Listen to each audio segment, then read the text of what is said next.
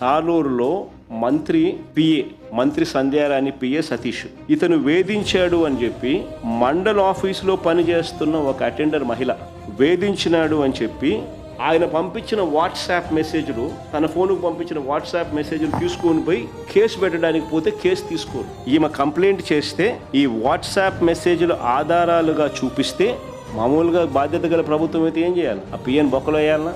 ఆ మండల ఆఫీస్లో పనిచేస్తూ ఉన్న మహిళ వాట్సాప్ మెసేజ్లు చూపిస్తూ ఉంది. ఆ పిఏ ఫోన్ నుంచి వచ్చిన వాట్సాప్ మెసేజ్లు హెరాస్ చేస్తా, ఒక మహిళను అబ్యూస్ చేస్తా, నాతో పండుకుంటావా, ఇంకొకరితో పండుకుంటావా అని చెప్పి ఇటువంటి గలీజ్ మాటలన్నీ మాట్లాడతా వాట్సాప్లో ఒక మంత్రి పిఏ ఇట్లాంటివి చేస్తే అని ఏం చేయాలా? బయటకు వస్తే ఇది జైల్లో పెట్టాలన్నా, బొక్కలు వేసి కొట్టాలన్నా? కొట్టడం కదా దేవుడు, కనీసం బొక్కలు అయితే వేయాలన్నా? అరెస్ట్ చేయకపోగా, కేసులు పెట్టకపోగా, చివరకు ఆయనకు దిక్కు తెలియక ఏం చేయాలని అర్థం కాక మీలాంటి విలేకరులు ఏమన్నా ఆయనకు చూపిస్తే ఈ డీటెయిల్స్ని చూపిస్తే సాక్షి పేపర్ రాసింది దాన్ని. అంతే, రాసిన సాక్షి విలేకరిని మీద కేసులు రాసినందుకు ఎక్కడికి పోతా ఉన్నాం?